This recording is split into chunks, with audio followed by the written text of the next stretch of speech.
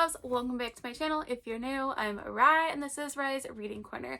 And today I'm going to be recommending you some of my favorite romances.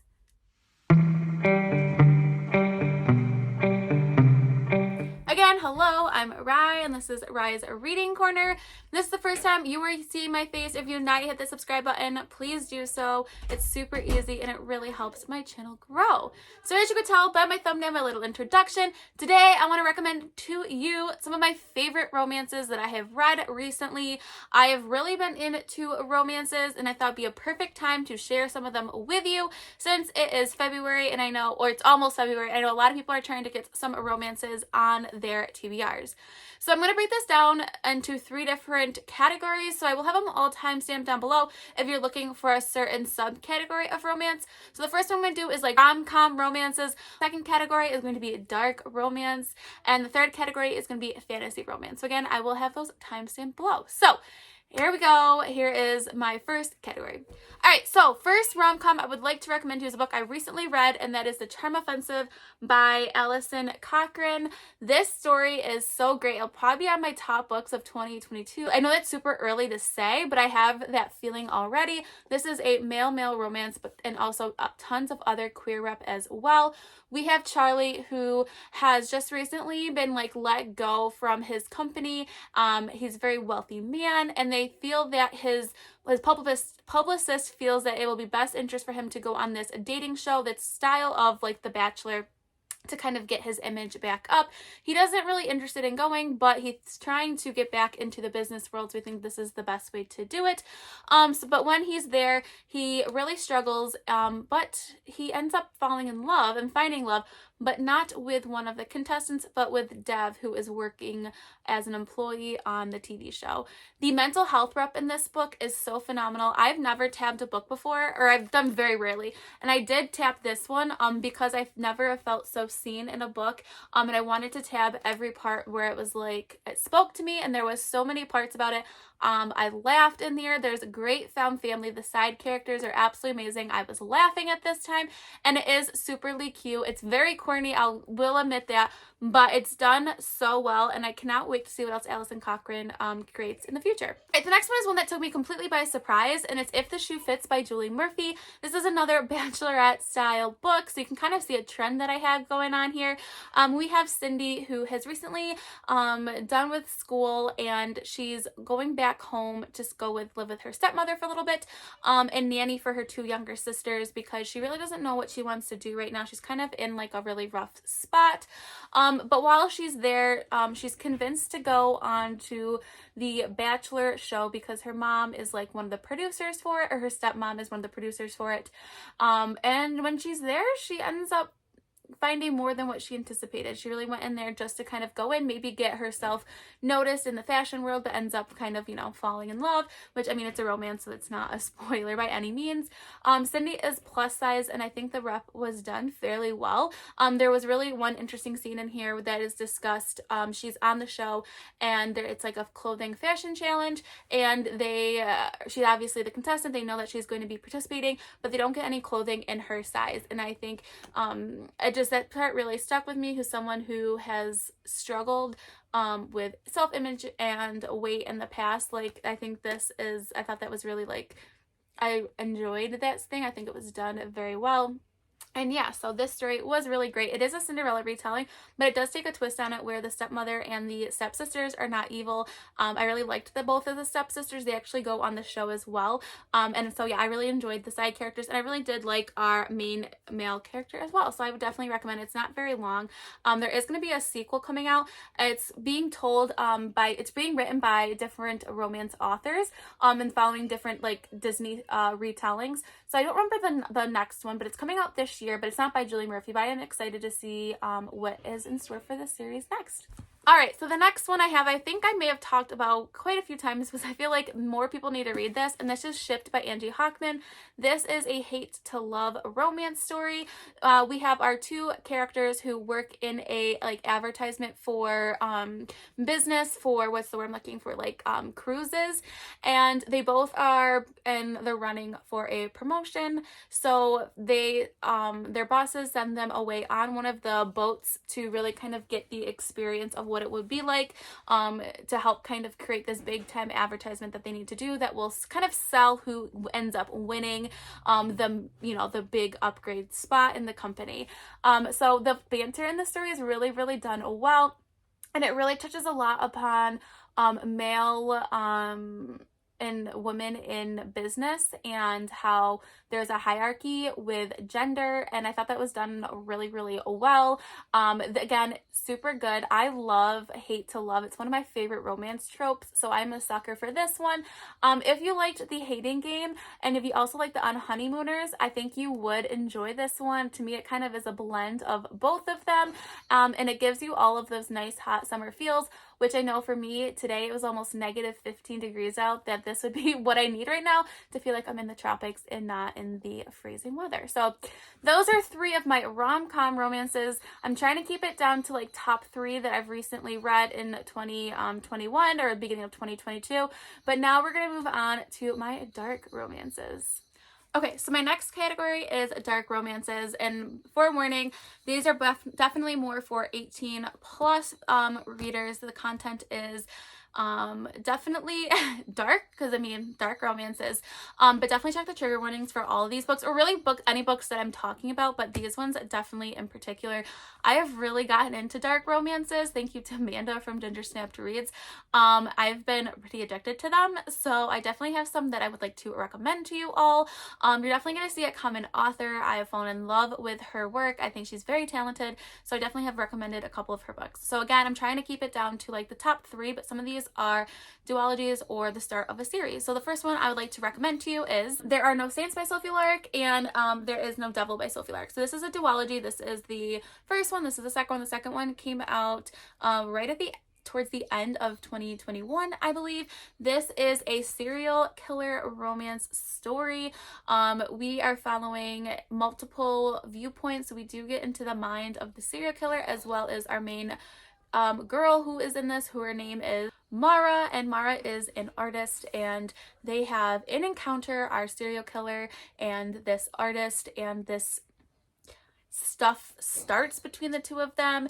It is super dark, and I sometimes was like, am I really enjoying this, or am I really siding with liking this serial killer? And I had to was like, is this okay? Because you start to like this relationship in a very odd way, which makes no sense. But I loved this idea of like a serial killer romance story, and him struggling with this concept that he is a serial killer and he should not be developing feelings for another person, human being, because that definitely conflicts with what his desires of killing people, and that struggle between the two of them, and like when he wants to hold someone captive. And yeah, it's just really interesting, and to think into the mindset. So this one really, the first one really explores more with the dynamic of the two of them and how between the serial killer and her being like a victim. And the second one really dives more into the reason, kind of why the way he is, and again still continues following their story, but you really learn more about what made him a serial killer. So definitely really suggest these. Sophie Lark is phenomenal. And on the Sophie Lark train, I would like to recommend to you The Brutal Prince. And I've read her second one as well. So I can't recommend the entire series, but they're so good. So The Brutal Prince is a mafia story, and each of these books follow a different main male character from one of the dominant mafias that they're talking about. So this one is following Calum, who is part of the Irish mafia. The second one is following the Polish mafia, and the third one, which I haven't started yet, but it is on my February TBR, I believe is following the Italian mafia as like one of the head guys. So these stories are so good. They're such badass guys, and I am like drooling over these main characters in here, and I love the angst that these romance stories bring. The smut is on point, I must say. But again, definitely check the trigger warnings. The second one in the series, however, is my favorite so far, I think, of all my Sophie Lark books that I've read. It is a Beauty and the Beast retelling, and our main character, the female that's in it, also is a dancer, and she relies heavily on dancing to get her through some really difficult times that are happening in this book, and I absolutely adore that. And you really see this bad, you know, boy kind of fall in love with this girl, and that girl really change him, and I really adored that one. And the romance on there is like smutty but also sweet at the same time, so you have this really good balance. So I super adored that, but again, there are some really big trigger warnings, so definitely heads up on that. But Sophie Lark is the queen of smut and everything, so, and dark romances, so I honestly recommend anything by her. And then the other dark romance I would like to recommend to you today is the first book in the Mindfuck series, and this is called The Risk, and this is a super crazy concept of a book. It's like if you put Dexter and Criminal Minds together, this is what you get. We have our main character who's a serial killer who is the female in this story, which I think was really fun to read, because I don't feel like that's something that you commonly see in books. And she falls in love with a detective, so who's like put on the case for this crime. So like right off the bat, you can imagine. So like she's trying to balance falling in love with this detective, but also finding the need to kill people. It's a revenge story. She is seeking revenge for something that has happened in her past, and she's checking them off the list like a badass. And it is so good. Now, forewarning, you look at this cover and you think it's going to be straight smut nonstop, but the smut is not as heavy as I anticipated with a cover like this, so just go in as a warning that it's not super smutty compared to some of Sophie Lark's book, even though the cover perceives that it's going to be. However, it is really good. I'm really excited to continue with these series. And yeah, but just a heads up, all these books are on KU, so if you are interested in them, you can, if you are a KU member, you can read them all for free. So let's move on to the last category of fantasy romance. So now for my fantasy romances. So the first one, fantasy romance I would like to recommend to you is a series I feel like a lot of people talk about. It's a little bit of an older series, but I feel like a lot of people tend to not want to read it as much because it is so popular that they're afraid that it's not going to live up to the hype, and that is the Cruel Prince series. So this series I really enjoyed. The Cruel Prince actually is my least favorite of the ones. I absolutely loved the Wicked King and the Queen of Nothing. These two were really close to making it my top books of 2022. This is a fantasy story that takes place in a fae world. We have our main character who's actually like human and she is pretty much forced to live in this fae world after a tragedy had happened to her parents, and she is living now in this fae world with her sister's father, I guess you could say, and she really struggles because she wants to fit in and keep up with everybody, but she struggles because she is human and they are all, you know, living like faes. So it really is fun because like at one point they're like at the store, like going to Target, like, and they're riding like magical like horses into where they're going, and I thought that was like really funny, and I liked the play on that. And so she wants to be looked at and given some respect in this world. So she wants to like enter this competition, and her sister's father doesn't want her to do that, but she wants to prove herself, and so she's fighting for that position, but she's confronted with a lot of challenges and some big time bullies, and the main one is named Carden, and he is a fae with a tail, which kind of throws me off, but besides the point.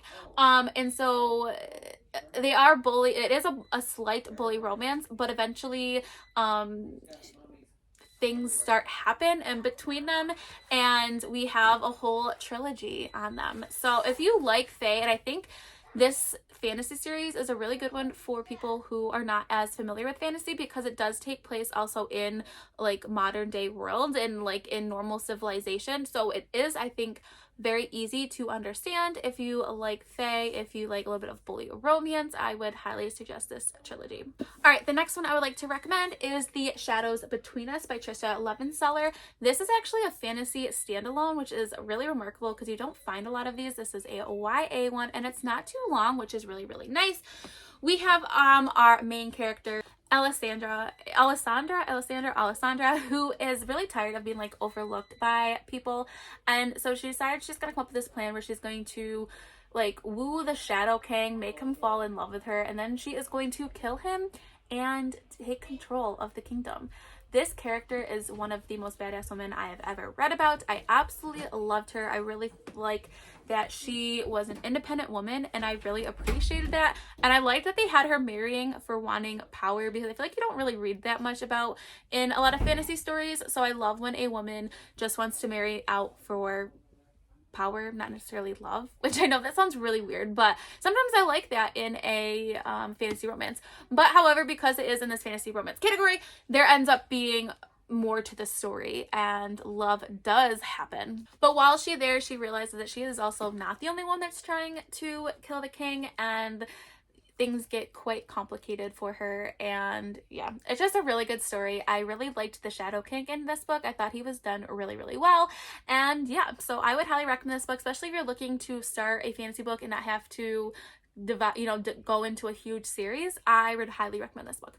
And the last one I would like to recommend to you, I don't know if people would necessarily consider it fantasy romance, but I am going to consider it, and this is Cemetery Boys by Aiden Thomas. So this is a story about a young boy who is transgender and would like to just be seen by his family as a male. And when he reaches a certain age, you complete this ceremony, and he wants to do the male ceremony, and his family is all pushing him that he is not allowed to because they don't see him as a male. But he wants to prove to himself, so him and his friend go into this, like, what's the word I'm looking for? Like something in the graveyard, and they perform the ritual, and a ghost reappears of a boy that has recently been murdered that went to his school.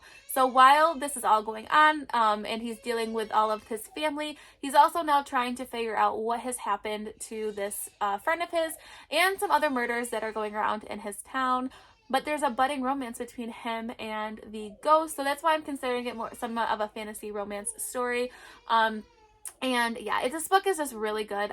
There is quite a bit of rep in this story. I really liked the romance with the guy that's a ghost. He's like the bad boy at school. He was skipping school a lot of times, but you learn that there is more to his story, and he's just not, there's a little bit of a deeper story to him. So I really enjoyed that as well. And again, this is a standalone, and Aiden Thomas is an amazing author, and I really suggest any of their work. So, just want to throw that out there.